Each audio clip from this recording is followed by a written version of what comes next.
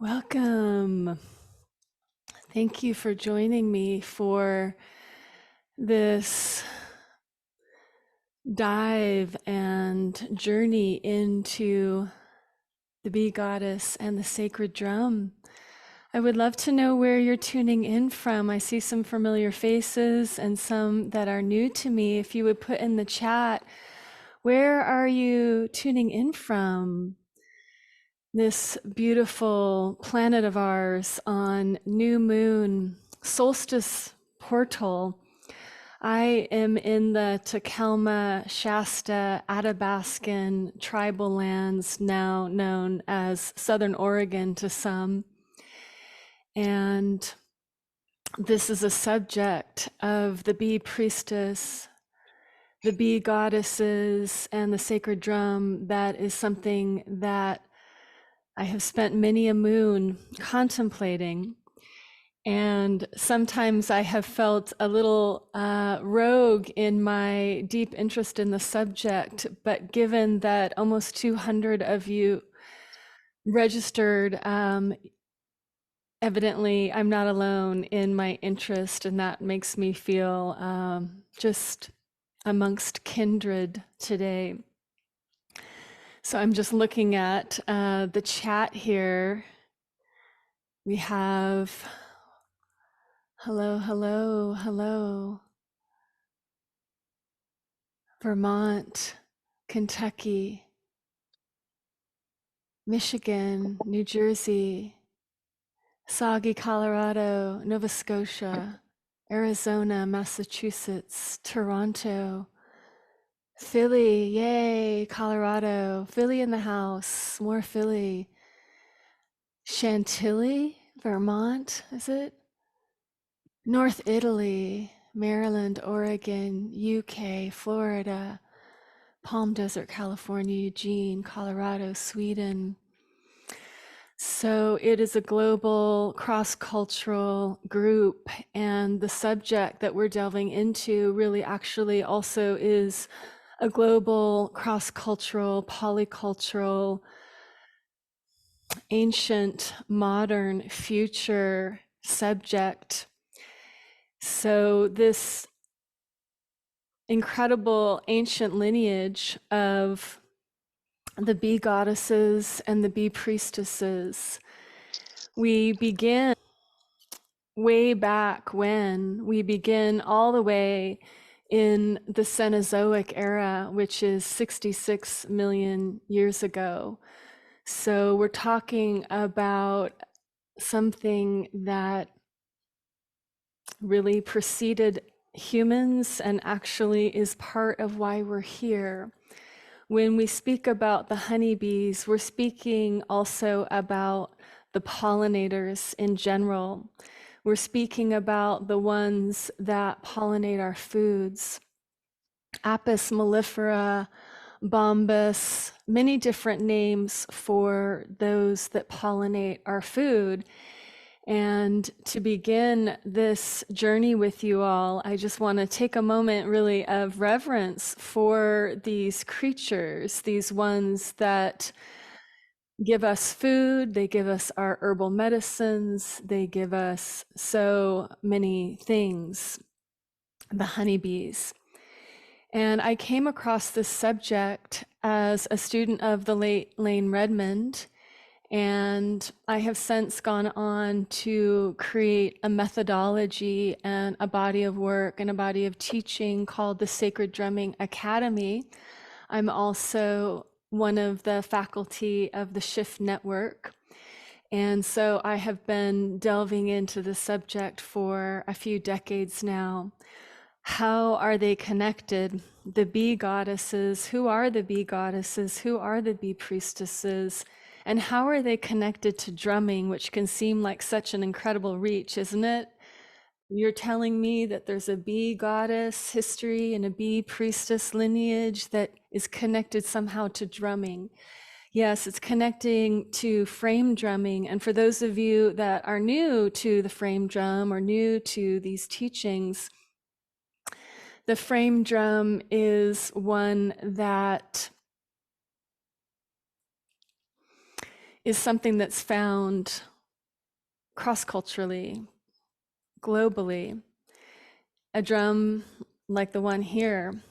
Some might associate frame drumming with the shamanic style of drum, where we have the crossbar and woven back. The frame drum also is in this style where it's just open and we play it either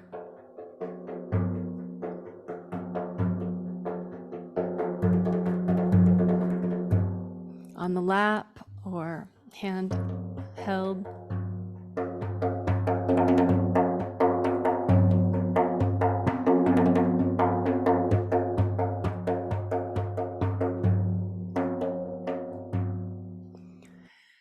The frame drum goes back many, many thousands of years, and we don't know exactly how old it is because back in the day, drums being made of wood and skin, they have long since degraded.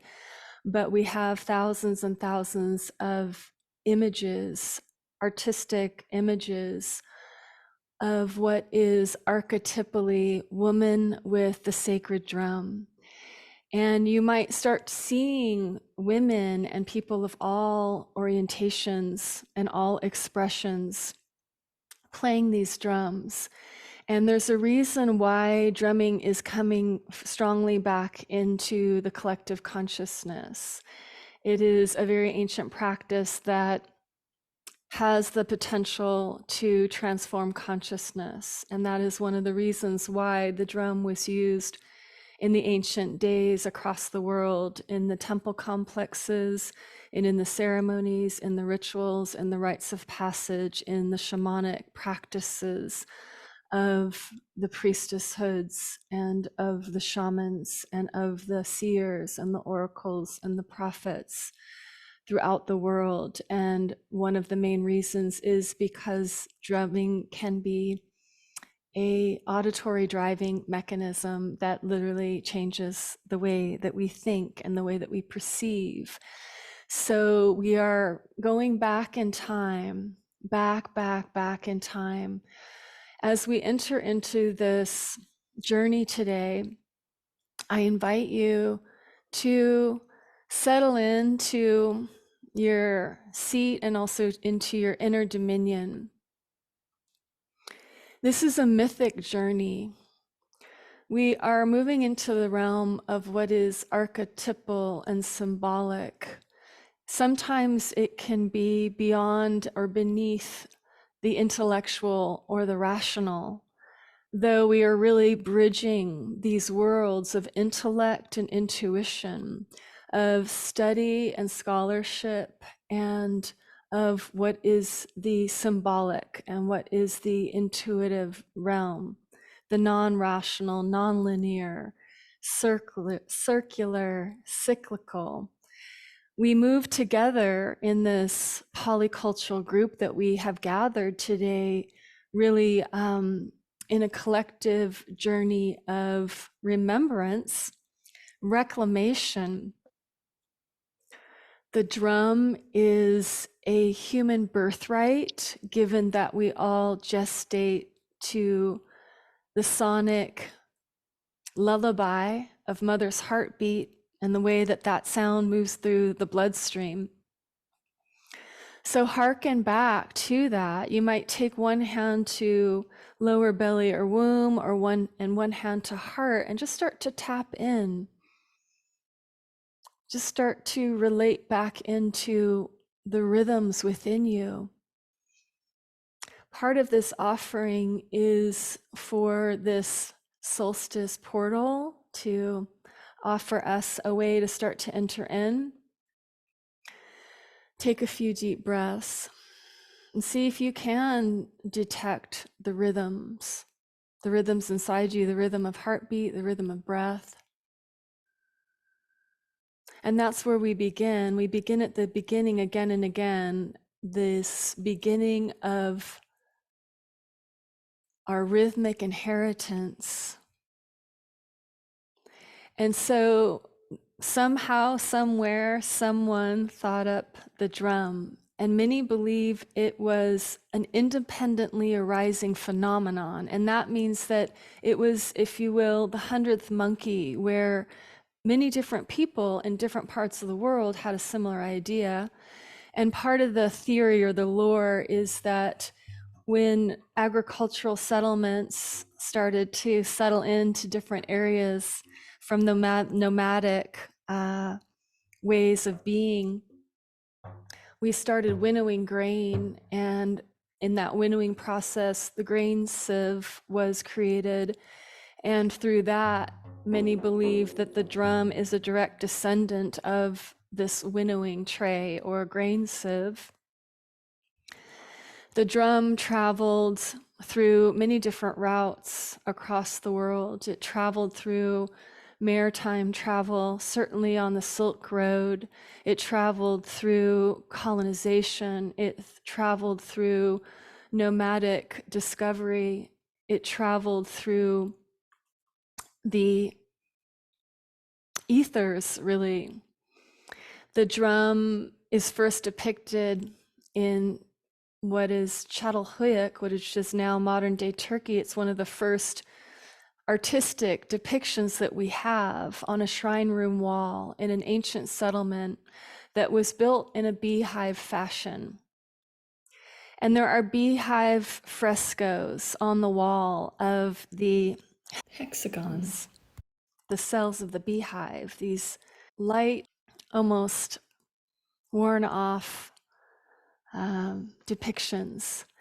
And in this ancient settlement, Çatalhöyük, which is now modern day Turkey, and in fact, all across Turkey, they're finding more and more that the settlements were built subterranean, underground, and they're very much like a cave complex, which I find interesting. My pet theory on that is that we did move out from the caves, because that was some of our first home base. And as we traveled, perhaps in Turkey, that memory, in the cellular memory, was we build these subterranean settlements. And so there's all these subterranean settlements, and this one that we're referring to, the Çatalhöyük, in the archaeological digs, someone pulled out a statue of what many believe is a mother goddess. Some would say it's a fertility symbol, or some archaeologists call it a Venus. And it could be all of that or none. We don't know. Some of this is going to be lost in the midst of time. So we are interpreting through this visual, archetypal, archaeological, artistic record, this woman, voluptuous, wide hip, pendulous bosom, sitting on a throne with two small lions at her side and one on her belly. These imageries change a bit. She was found in a grain bin, and she is related to the grain goddess, but she also starts to morph through time.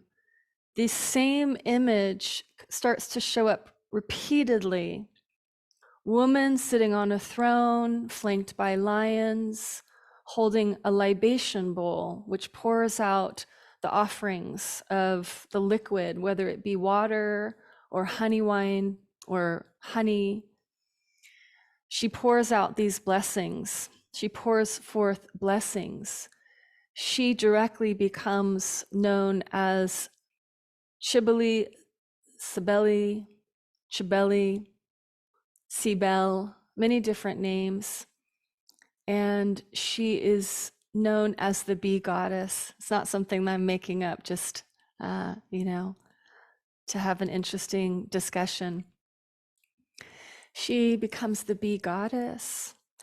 And so she starts to travel through the lands. She moves from Greece, or Turkey rather, over to mainland Greece. We don't know her direct route, again, because we're picking up on the cookie crumb trail, and those cookie crumbs have long since degraded, but these remnants, these artistic remnants, and we start to see the symbol repeat again and again.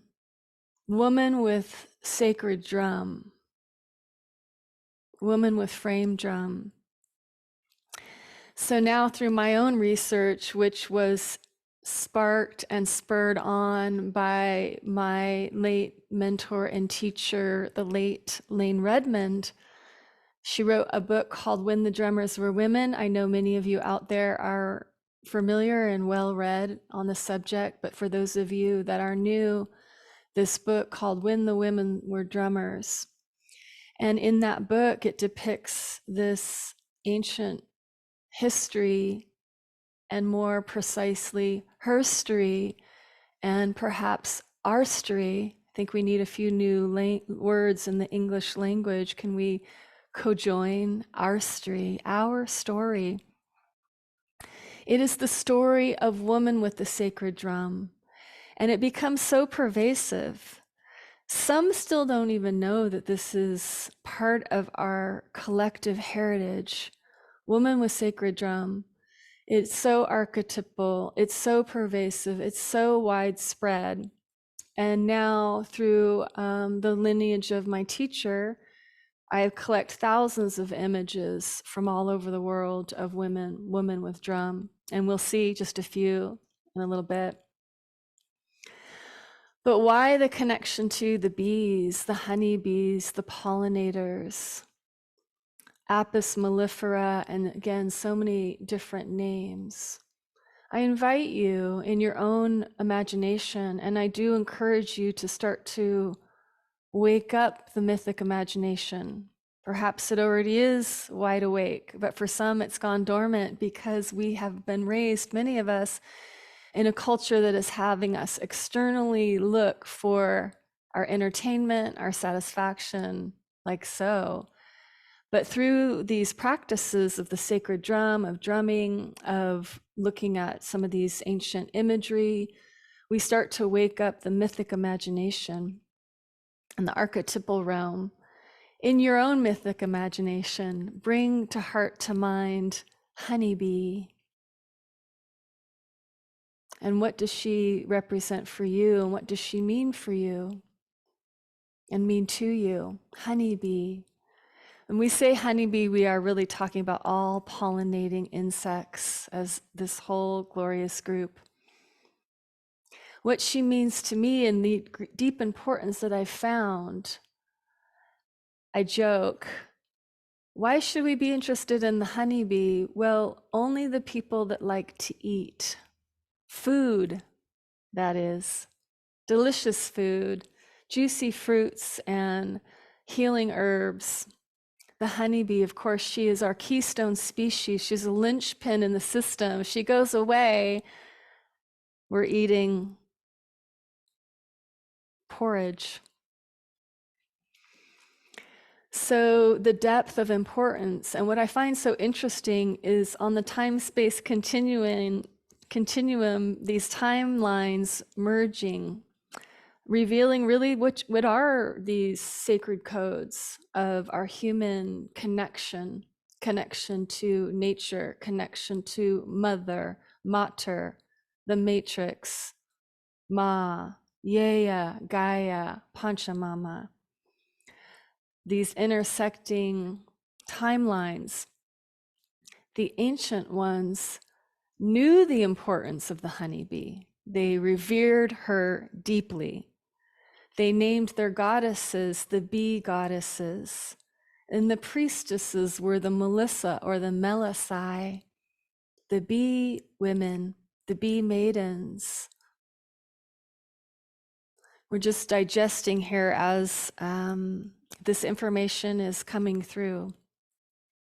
The bee goddesses, the bee priestesses, the Melisai, the Melissa. In the Hebrew tradition, they're the Deborahs and the Devorahs, and they play the sacred drum. It's part of how they celebrate. It's how they ritualize.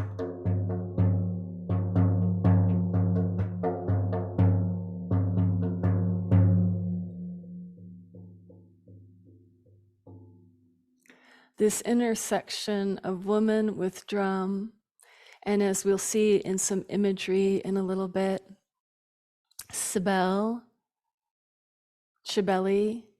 she starts to wear a big crown on her head in many of the depictions, the one that maybe some of you saw that might have sparked your interest. Goddess like woman with crown and frame drum. Her crown is the citadel. She's the protectress of the city or the dwelling place. She's a bee goddess that is protectress, that's wearing a crown, depicted as a fortress.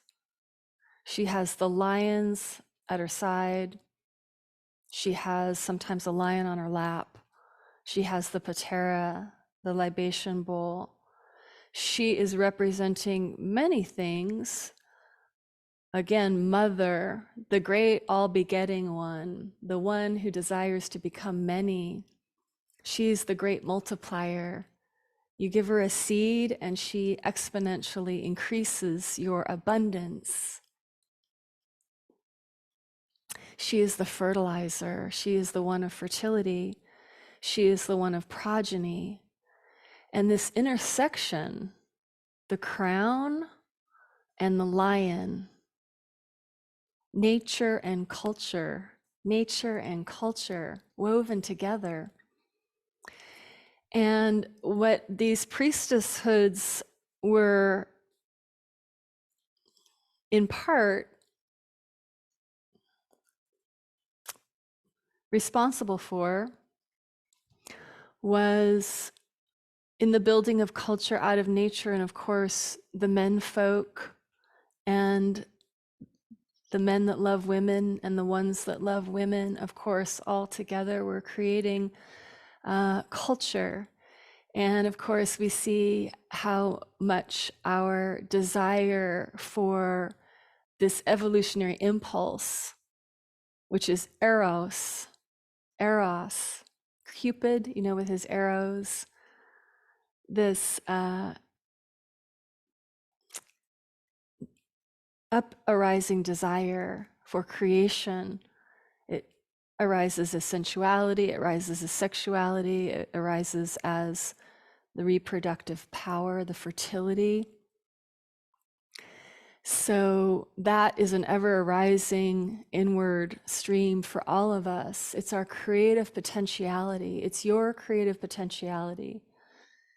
And so the priestesses were the oracles, they were the seers, they were the prophetesses. We will see some depictions of one of the first temples of the Melisai. Many of you are familiar, the Temple of Delphi or Delphi, considered the navel of the world. This temple, again, use your mythic imagination, a temple in Greece. It's now built in the round. It's a round temple, just the archaeological ruins. There's a big round base and these pillars that are broken off, perhaps marble, with steps leading up to this circular shape. It's the Pronaea of Athena, it's called now. But in the beginning, the lore and the tale was that it was the first temple made of beeswax and dove feathers. Can you construct in your mind's eye a temple made of beeswax and dove feathers? And perhaps that's mythos. Was there really a temple built of beeswax and dove feathers? It reminds me of the story of Icarus. You know, don't fly too high to the sun, your wax wings will melt. But also, very important part of the story, don't fly too low. So this temple built of beeswax and dove feathers. The doves, of course, are also the symbol of the oracle, the one who is receiving wisdom, which is available and accessible to everyone. And also, yes, especially to the ones with the womb. That was Delphi, womb. That is what that etymologically circles back to. And so then there's these priestesses, again, the Melisai, and they're the priestesses of many different goddesses, of Demeter, of Artemis. I'm sure many of you can see that depiction of the one with the bow and arrow. She's the mistress of the wild ones, and she's also the protectress of women in childbirth and in labor. And her young girls come to her temple, perhaps Vravrona in Greece, the temple of Artemis, and they are called bears, and they often will actually wear a brown little outfit. And in some of the eras of time, those young maidens would go to the temples and they would learn the arts of the Melisai, and they were the priestesses of Artemis. And Artemis, again, she is the protectress of the wild places. So within her dominion and her symbology is the wild one, the wild places, the places that haven't been domesticated. So we have the goddess that is intersecting nature and culture and bringing them and weaving them together. Can you imagine our modern culture if we wove in a little more nature? And we didn't just focus only on the culture. Sometimes I can go off on a little side tangent, and I will right now. You know, these images of the technological future, and it's always like really metallic and really linear. Do you ever notice that when people are like, this is the future, and there's never like a tree or a plant in sight? I'm like, what an interesting image that it seems like it's another archetypal thing that keeps coming up, and not just one artist's mind's eye, but many, many, many. This is the future, everyone. This is what it looks like. It's all silver metallic buildings, and it's all very linear, and there's no plant in sight. Well, I have a different vision, and I am wanting to connect with those that also share this vision, that the future is nature and culture, and you will see a lot of nature. We'll see a lot of nature, and we will see the pollinators. We will remember to revere the pollinators as the ancient ones did. So part of my own process has been one of remembrance and reclamation of connection to nature. So be goddesses of Artemis, be goddesses of Demeter. Again, the grain goddess, another connection. We have Cybele, brown skin, beautiful, voluptuous. The Black Madonna, the dark mother, the original mother of us all. And her children migrate in many different ways. Demeter, the grain goddess, her daughter Persephone, many of you will remember the story. Some of you have experienced your own mythic initiations of sometimes feeling like you're being pulled underground to the underworld by Hades. It's a mythic tale in part that is simply reminding us that life and nature is cyclical, and there are times when the ground will go fallow, and we'll wonder, will anything ever grow again? and it's winter time and the trees have lost their leaves and it's barren and there's no fruit, and we are hoping that we have made good stores. And we're hoping that those plants will start to bloom again and the fruit will start to ripen and the sun will illuminate and we will have that growth period. And that is when Persephone, of course, comes out from the underground after she's eaten those pomegranate seeds that are seeds of remembrance and also in a sense of responsibility that she has to return each year cyclically back to the underworld, back underground. And sometimes we experience these mythic tales in our own consciousness, and this is why they're so pervasive. Archetype and symbol is pointing towards different aspects of our human consciousness, and they tend to be stories that are quite pervasive and show up on different areas of the world and different continents with similar themes. Themes of a woman that is the great mother, again, the all-begetting, the one that desires to become many through you, as you, the way that you can, in your own experience,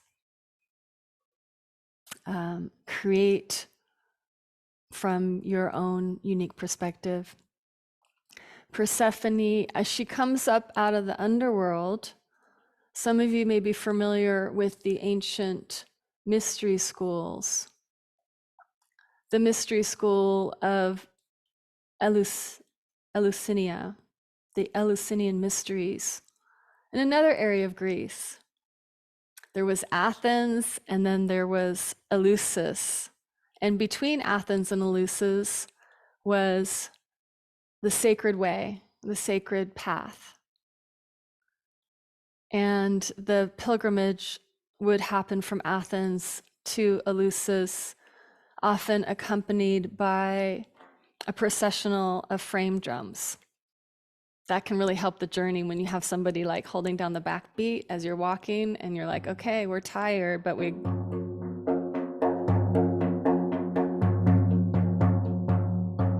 they're walking and they're processing. What is it, 2,000 years or so that these ancient mystery schools initiated people from all over the world into the initiation of the Eleusinian mysteries, which were based on the story of Demeter and her daughter Persephone. And when Persephone was in her maidenhood, with such innocence, she was out picking flowers with her friends. And as she was reaching down to pick one of the first blooming flowers of springtime, she was pulled underground, and there she stayed. Or often in the autumn time, was the time when the ceremonies and the rituals of the Eleusinian mysteries would take place. I bring that up because the priestesses of the Eleusinian mysteries were also called the Melissae or the Melissa, meaning honeybees. So this whole mystery school was cared for and taken and guided in part by these groups of women called the Melissa or the Melissae. It's said that when Persephone went missing, her mother Demeter fell into a deep state of grief, as you would. Your daughter's gone missing and you don't see her anywhere. So she traveled many, many lands looking for Persephone, and as she was traveling, the land was going more and more fallow, and she petitioned the gods and said, I will not, nothing else will ever grow until she's returned to me. And so, yes, finally, Persephone is returned. Some say that in the early telling of the tale of Persephone, many believe that originated on the island of Crete, and some say that actually she went willingly, and that later on in the more patriarchal tellings, we could say, it was said that she was pulled underground by Hades. So many different ways of telling these stories. And of course, it's like that game of telephone. As we go through time, the story changes a bit, and many people have their own rendering, their own telling. As Persephone is coming up from the underworld, many tellings, that is when the frame drums start to play in the mysteries. It's this great kind of climactic time in the mystery schools. They would be there for 7 or 9 something days and go through these different rites of passage, and probably many things that we would associate with some of these quests, these visionary quests in a sense, where people are undertaking some kind of an arduous experience, fasting, dancing all night, ecstatic revelry, and things like that. The ecstatic revelry part also connects to the bees, because the original menstruum of the medicine, often an entheogenic substance, the honey wine, the honey was the menstruum where the herbs would be put in, and the practitioners, the people, the initiates would drink the honey wine to have a visionary experience. And as the rituals were climaxing, the frame drums would be played. So we have this tie-in of the frame drum and the bee priestesses and the bee goddesses. The woman with the drum is considered the bee. The honey is the menstruum for the sacrament. The women that are tending the temple are the melissae, they're the bees, the honeybees. And so these kinds of mystery schools spread and also show up again as independently arising phenomenon. The archaeologist, some of you might be familiar, Maria Gambudis. If you're not familiar, if you are of this new, fresh era, I encourage you to look her up, and I can give you a link for that. Maria Gambudis, so she was one of the first to start to uncover a lot of the archaeological evidence of these goddess traditions. And her main area of focus is what was called Old Europe, which was pre-invasion, pre-incursion, pre-colonization by another group of people that came in. And the way that she told the story of ancient Europe, Old Europe, was that pre-incursion, it was a goddess revering culture all around Europe. And there's much evidence, actually. The first art that we find are these vulva statues or vulva carvings on cave wall, and the goddess figurines, sometimes called the Venus figurines. So Maria Gambudis talked of this priestesshood that were the bee goddesses and the bee priestesses. And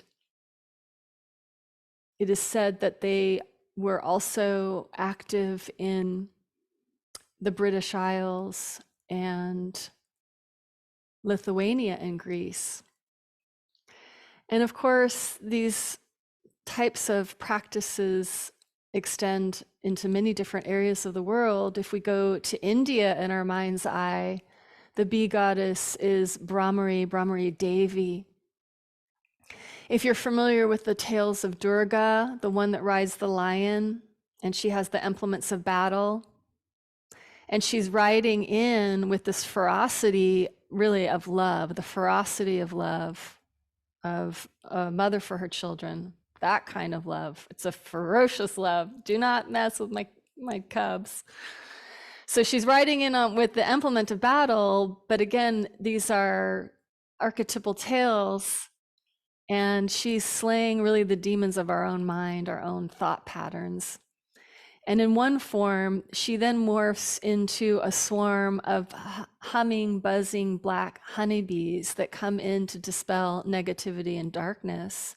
So the bee goddess of India, the Brahmari Devi, she arrives as a buzzing, humming swarm of black honeybees, specifically on a mission to dispel negativity and darkness. And she especially goes to areas where women are vulnerable, and she really protects the womb space of women.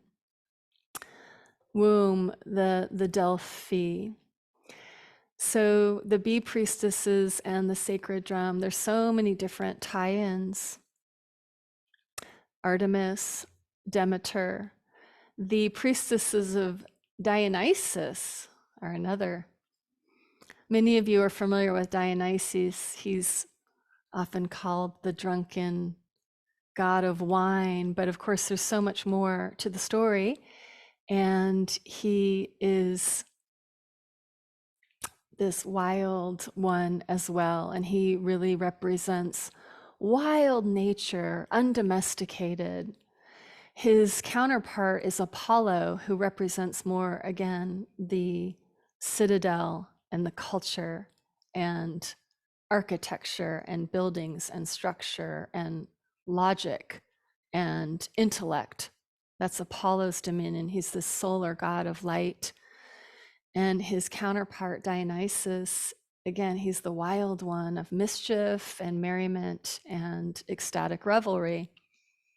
That ecstatic place in all of us that is the undomesticated part, that is that wild seed inside that can germinate into these feral places. And he is the god of the dominion of the feral zone. And that can perturb people that are just only of culture. Let's not get too wild out there.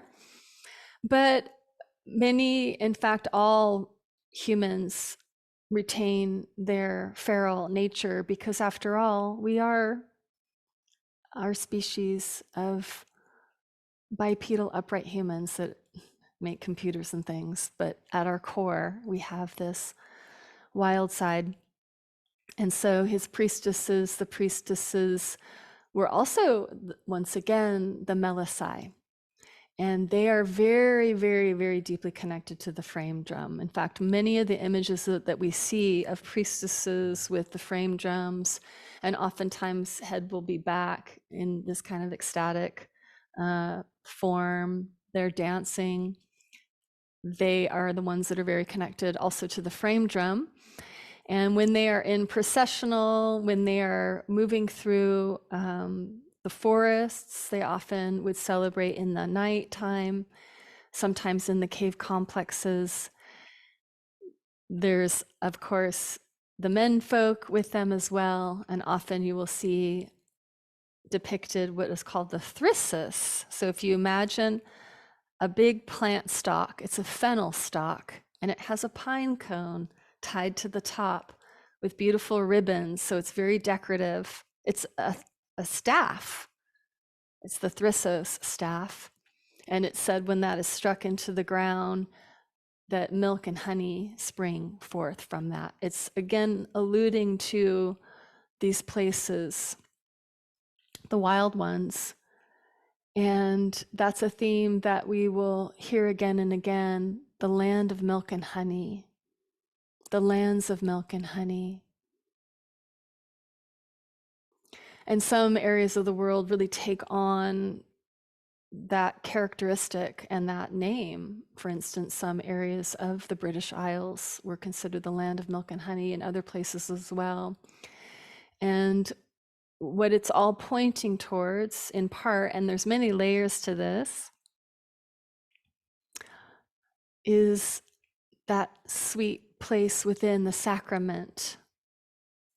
And the practices, in part, these rituals or rites of passage, In modern lingo, we would say they're in part to transmute trauma or to digest or assimilate trauma in the body, which most human beings have experienced to some degree.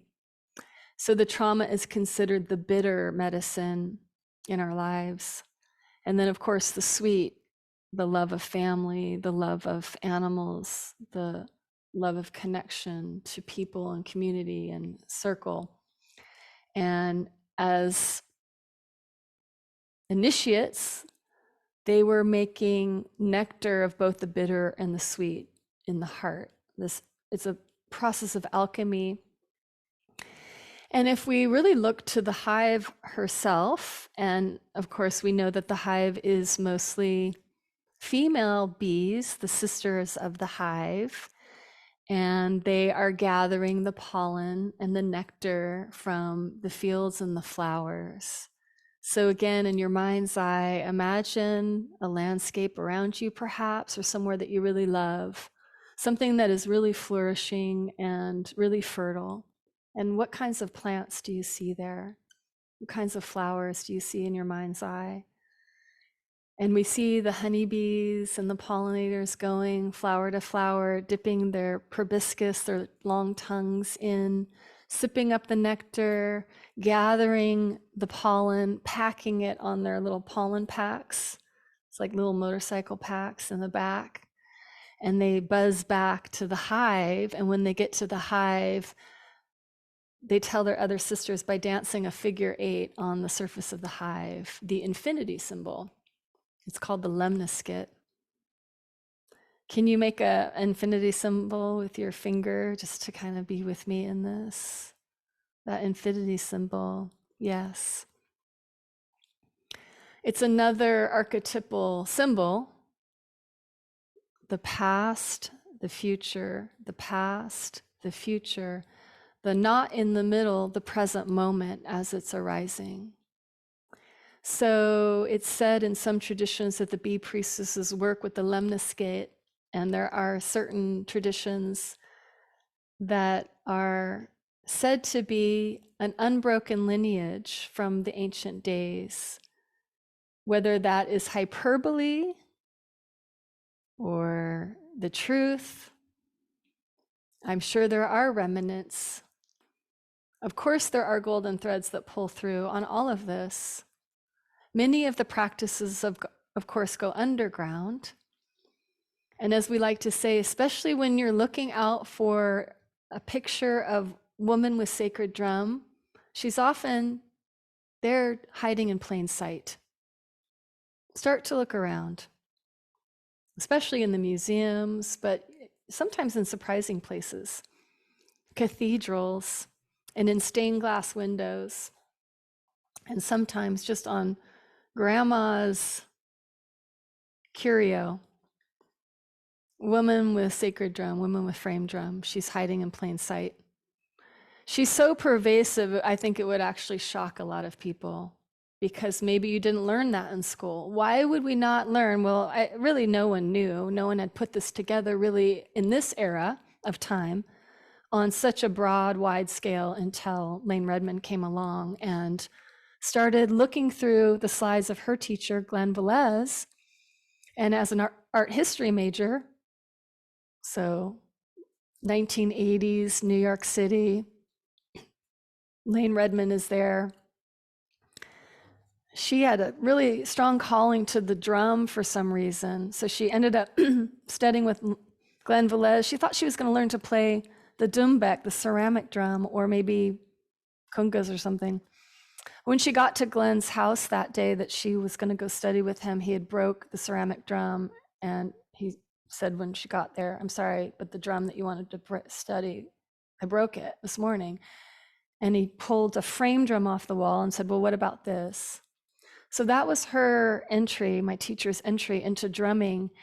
And as she got to know Glenn over the years, he said, "I have all these slides of the frame drum because I'm really into that." And as she started looking through the slides, she started making the connection. She was like, why are so many of these women?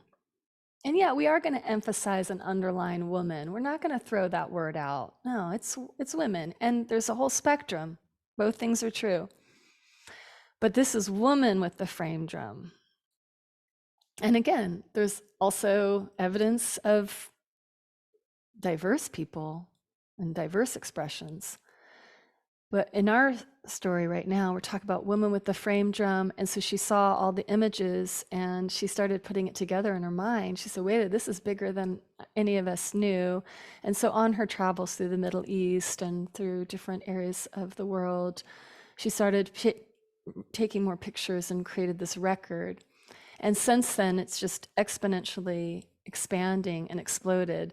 I remember before she passed, we were talking. So when I first met her, gosh, it will date me, many, many moons ago, decades ago, I first met her, and I too felt the call for the drum.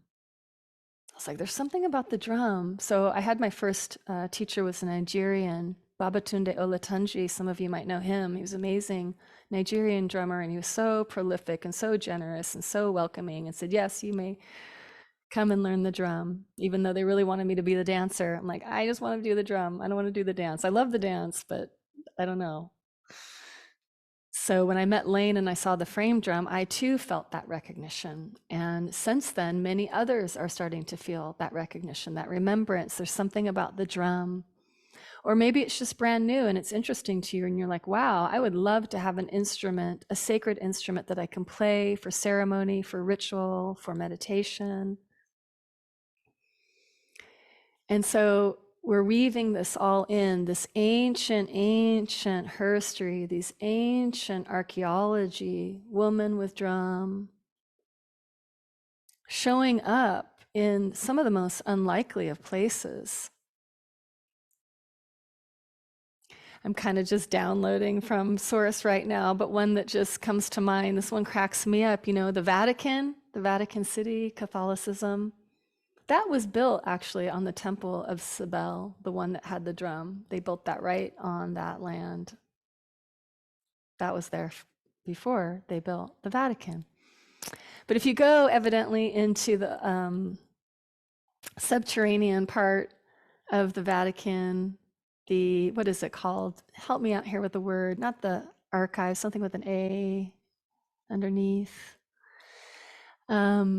So if you go underneath, there are the areas where there are the sarcophaguses. You know what that is? It's like actually a stone coffin. So they don't actually even bury it in the ground. The catacombs, thank you. Jefferson. Hi, Jefferson. Thank you for being here and thank you for throwing out that word. That was what I was looking for. The catacombs, so there's the sarcophaguses that they bury, royal people in. I tell you, how many of those have women with the frame drum on the sides of them and Dionysus and the revelers in ecstatic reveille? I'm like, wait, I'm lost here. I didn't think we were supposed to be ecstatic. I thought we were supposed to be very, because eventually the drum was forbidden. It was forbidden to women, excuse me. It became so pervasive in certain religions, and everybody's got their worldview. We're not going to go there. But it became so pervasive to not want women to play the frame drum at a certain point. Then they also said, and you shall not speak or sing in the church. So the drum went silent in many, many areas. And there are threads where it never did go silent. And one of the areas I'm really interested in, but I have no contacts there and I don't know much about the culture, is the Mauritius Islands. If you're interested in this too, look up the Mauritius Islands off of Africa, and there seems to be a very rich, beautiful tradition of frame drumming. And so it's everywhere. Do you know that the Scandinavians have their indigenous drumming tradition? The Sami people, Sweden, Norway, Finland, the Koa Peninsula have their style of the frame drum. But unfortunately, the missionaries came into the Sami territories and they gathered the drums and they put them in piles and they burned them. So the tale of the drum. the tale of the bee priestess. And of course, we're just gliding the surface. If we go a little deeper under, what is the meaning? What is the relevance for modern humans? Well, I'm sure we've made the connection that how interesting that the ancient ones revered the honeybee so deeply as to name their priestesses, to name their goddesses, to have many different ceremonies and rituals that were really tied into the lore and the wisdom of the bees. And here we are in the modern era, and the honeybees, we are recognizing once again that they are the linchpin keystone species. One of them, there are many, but an important one for anyone who likes to eat. And we'll put an emphasis and underline eat, food. And of course, that's literal, and it's also a metaphor for beauty in the world, for true abundance, for fertility, for the eros, for sensuality, for sexuality, for creativity. And the bees have much to teach us about fertility because they are the ones that are the great pollinators. And there's so much that we could look to inside the hive, and many of the women and people that follow the frame drum sometimes circuitously end up as beekeepers as well. And that's a story for another day, but it is tied in because it's a very interesting connection. And so we're also now talking specifically about women beekeepers from the very ancient days. There's evidence that they were some of the first bee stewards and keepers, and that weaving that nature and culture. So yes, we are cultivating bees at times. We are in a symbiotic relationship with them. And of course, we've gone too far to where now the bees are being trucked by the millions and millions into the almond groves of California, for instance. And there's a whole ecological disaster, we could say, unfolding with that, where the diseases of the monocrops spread and the water tables and the aquifers are dried up. And I think this image of the monoculture, it's like it's so pervasive in this culture. But what about the polyculture? What about the multiculture? What about permaculture? What about the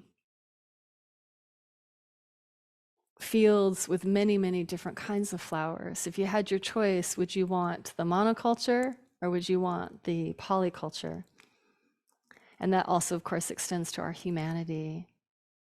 We don't want a most of us don't want a monoculture. So the bees have a lot to teach us. They're a study in themselves, and the drum has a lot to teach us, and it's a study in itself. Shall we look at some imagery?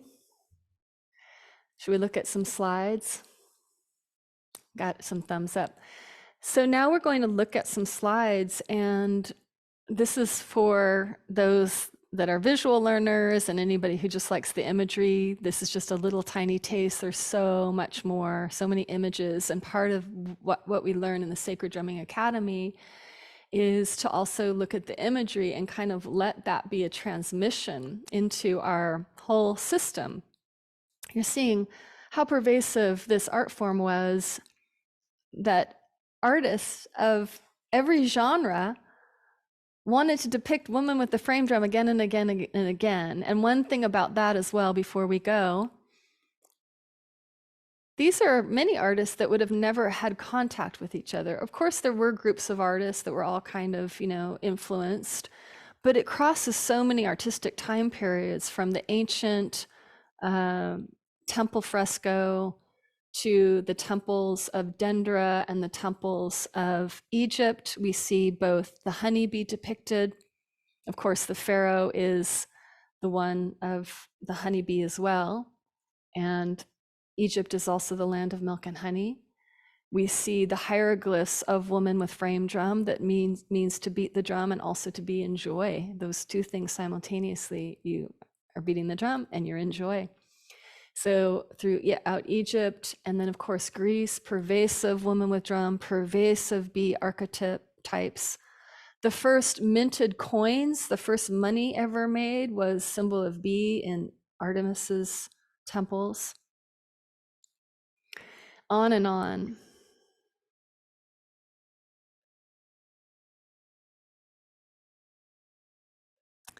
Let someone in here and then we'll look at some slides.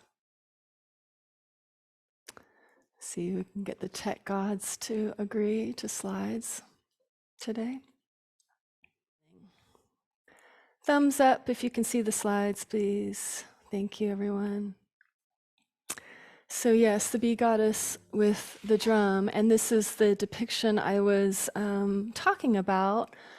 She's wearing a crown, and that crown is the citadel, and she's holding her drum, and she is the one that we first see a prototype of in ancient Çatalhöyük, modern day Turkey, 8,000 years ago, 55600 BC something.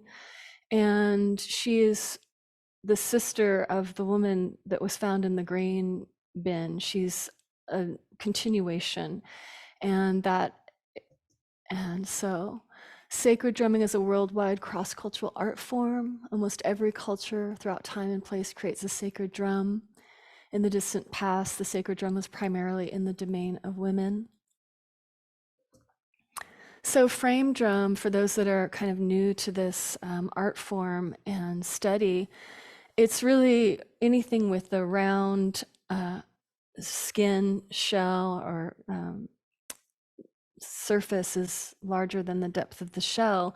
And sometimes it will have jingles, it would be a tambourine. It has many different names depending on the area of the world. So it's a really big kind of umbrella term for many different types of drums that are similar to what is depicted here.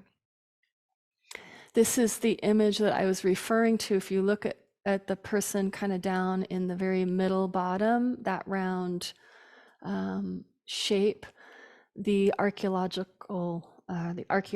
rather, they are the ones that call this frame drum, and the first known depiction so far of that, and that is where the bee goddess traditions begin, and this is also where we see the first drum, so it's kind of another tie-in.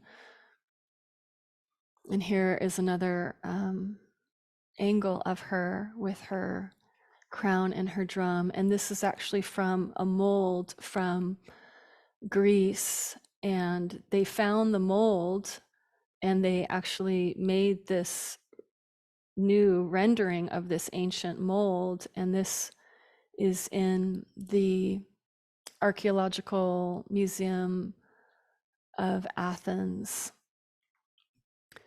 This is from Crete. You can't really see, but she's sitting there and in what would look like her left arm, but she's got a frame drum. And this is Attis and Rhea, so another aspect of the bee goddess, the great mother. And there's, of course, all kinds of lore and tales about that and them.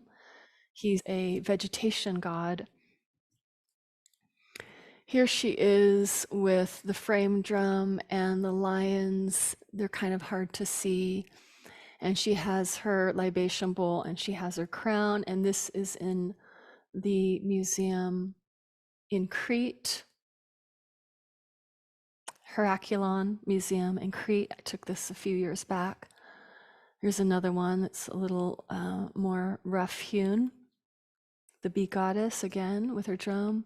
This is from Maria Gambudis's collection, and she called this a bee goddess flowing with honey, and that she's holding her breast to depict this overflowing abundance and generosity of nature and mother. Oops.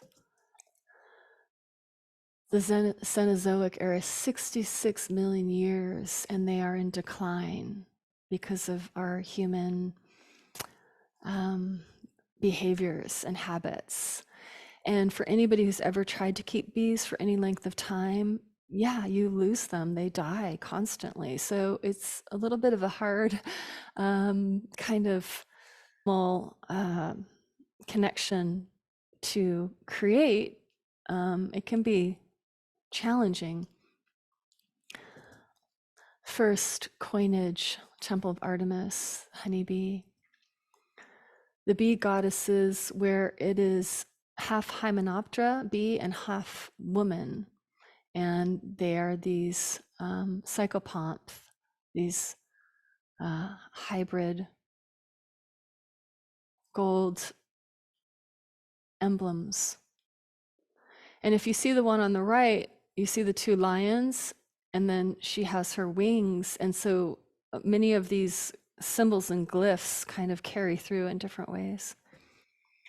This is a really beautiful gold pendant that was just recently found actually in Eleuthurna in Crete. I went to this museum, it's really extraordinary. And it was dug up funerary areas. And there's a priestesshood there that is a matriline of women. And I guess they were all related, but they found like really fine gold fabric. And so they were, wearing these emblems and having this priestesshood there. And this one, it's said to be a lily, if you see it on the left. And then this woman, hybrid bee woman on the right.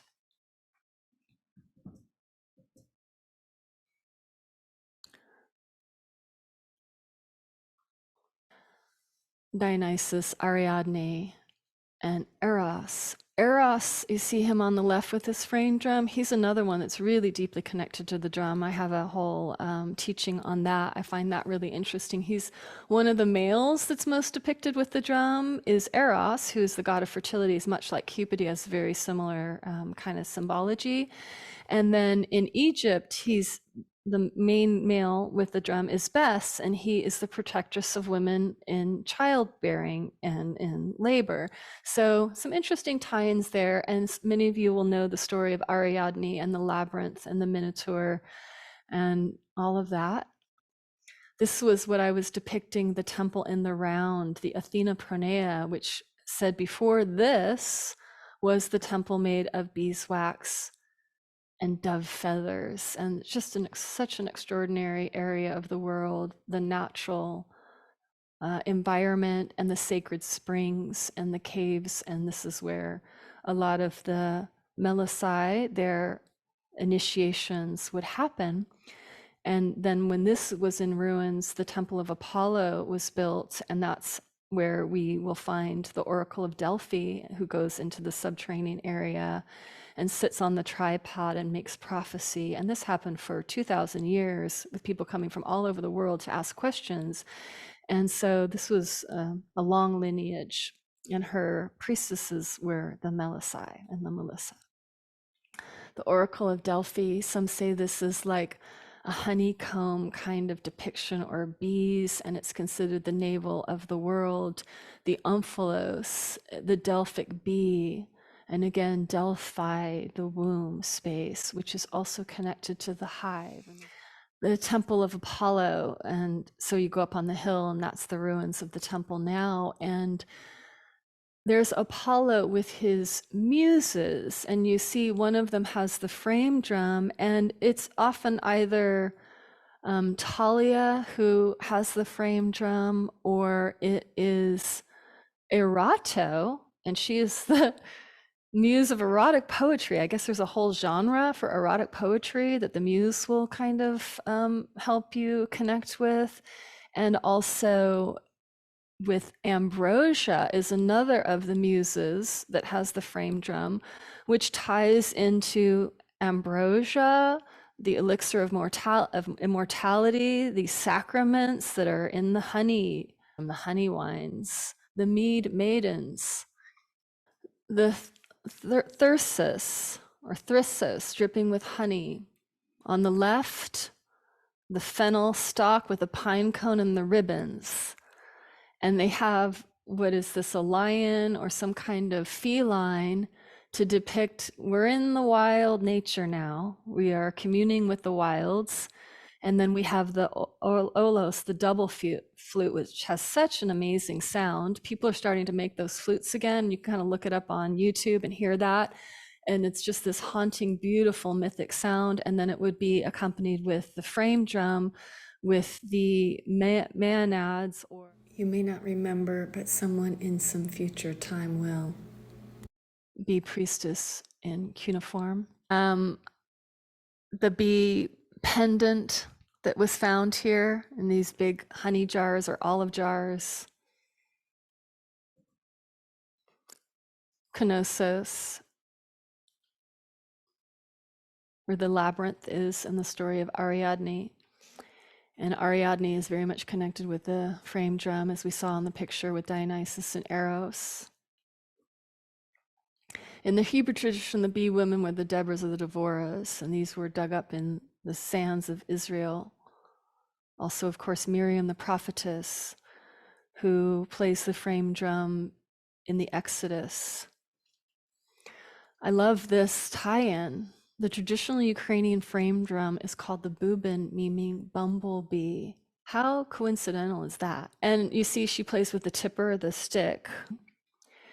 They are also the larger exporter or were of honey in the world. And it really makes me think about what's happening to the hives and the beekeepers over there right now. It's really a tragedy what's happening. Some modern day hives from one of the centers for sacred beekeeping. And many are no longer keeping bees in these hives, kinds of hives. These are Langstrom hives that were specifically built for transportation. So it's a way to learn about it, but many are using now different top bar hives. And then really the trend in beekeeping are natural log hives. And I don't have any pictures. I was going to throw one in, but I just didn't get around. So log hives, because that is really where the bees often will be found in nature, are in these hollowed out logs. If they've decayed, they'll find those different crevices and go in there. And that's why also sometimes bees will get into walls and into rafters and things like that. And of course, everyone on this call, you know, if that happens, first of all, blessed be, what a blessing for you. And second of all, call a natural beekeeper to come and rescue them. They can relocate them and they can pollinate your neighborhood. So the beehive logs. I just love this. This was in Crete at a place called Enegron. It's really beautiful. This is for different pollinators, and they will inhabit these little holes. And it's just a way to make more habitat, because part of the problem right now with the bees being in decline is habitat loss. And of course, some of the areas in Europe, which are usually a little progressive, are starting to make roadways in different places with pollinating plants. And I would encourage any of us to also think about the ecology and how we are creating our environments to create habitat and not destroy the habitats. So in dedication to Lane Redmond, again and again, always kind of coming back to her work and just to revere her, because she was just really so prolific, so generous. She was a mentor and a friend, as well as a teacher to many of us. And she's really what brought the frame drum back into the collective consciousness in certain areas of the world where it had been forgotten. And also putting together in her book, When the Drummers Were Women, all these imagery that we can refer to and continue to study. So when we're holding the frame drum, we really understand the depth of this tradition. And this is now my methodology and body of work, the Sacred Drumming Academy, where there's a diverse group of humans from all over the world, globally, learning to play the frame drum as a meditation, as a ceremony for brain optimization, to play in community. And I'm just going to pause on this photo for a few more moments, because what's been coming up most readily recently is this whole exponential AI, right? Artificial intelligence. We're like, where is this going? Where are the jobs for writers and artists? You know, is AI going to take over all of this for us? What are we going to do as humans? Are we going to get a universal basic income? What's going on? But one of the things that AI can never take away, and where we're really going to find our edge, is in human connection and in human ceremony. And the drum really, I distill it down. For me, the one word that means has, really come into its distillation around drumming is connection, global connection, connection to these ancient stories. And so if you're interested, Academy is open also right now for registration for a short time. Get my tech back on here. To all the gods, honey, to the mistress of the labyrinth, honey.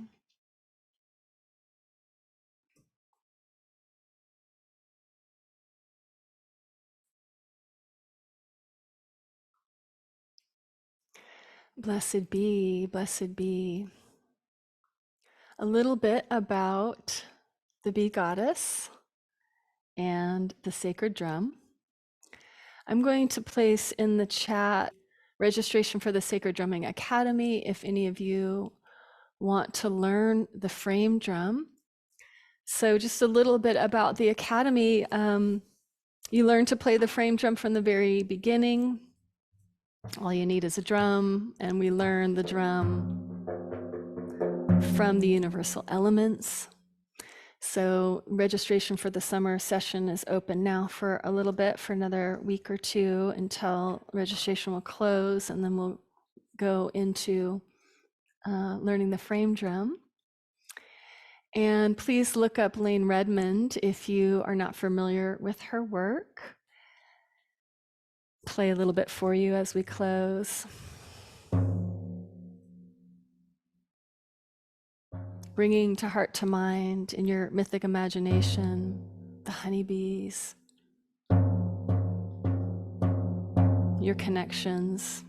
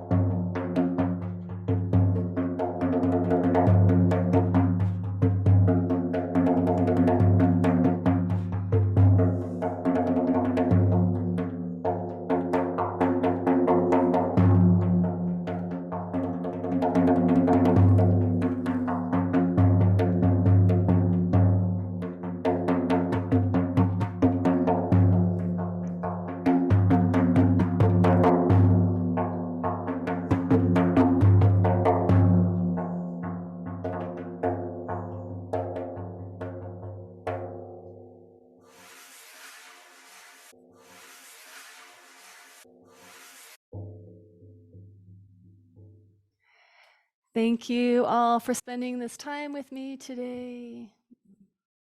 Solstice blessings until next time.